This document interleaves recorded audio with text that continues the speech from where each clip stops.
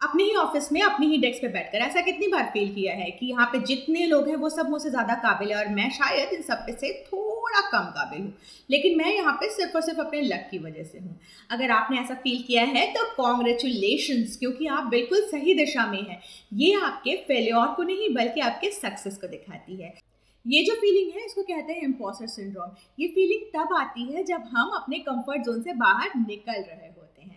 अच्छा सोचो तो, जब हम कोई काम शुरू कर रहे होते हैं तो हमारी फीलिंग क्या होती है? हमें सब काम आता है, हमें बहुत कुछ आता है, लेकिन जैसे जैसे हम उस काम की गहराई को देखने लगते हैं, हम उस काम को समझने लगते हैं, वी स्टार्टेड फीलिंग कि हमें तो जैसे बहुत कुछ सीखना बाकी है।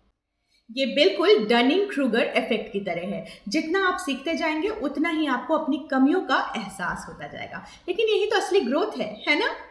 अच्छा अब आप ही बताइए, जिसको कुछ पता ही नहीं है, जिसे कुछ आता ही नहीं हो और वो कुछ सीखना भी नहीं चाहता, वो क्या कभी अपने आप को इम्पोस्टर महसूस करेगा? नहीं ना। ये फीलिंग सिर्फ उसी को आ सकती है जो सच में आगे बढ़ रहा है और वो कुछ ना कुछ रेगुलरली सीखता जा रहा है। तभी तो फील करेंगे ना कि हमें तो कुछ आता ही नहीं।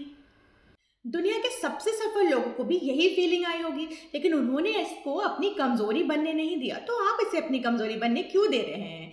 बल्कि अगली बार जब भी आपको ये फीलिंग आए ना कि मैं यहाँ के काबिल नहीं, तो तुरंत अपने आप को जोर से डांटिए और कहिए मैं वही हूँ जहाँ मुझे होना चाहिए था और मैं अपनी ग्रोथ को रुकने नहीं देने वाला।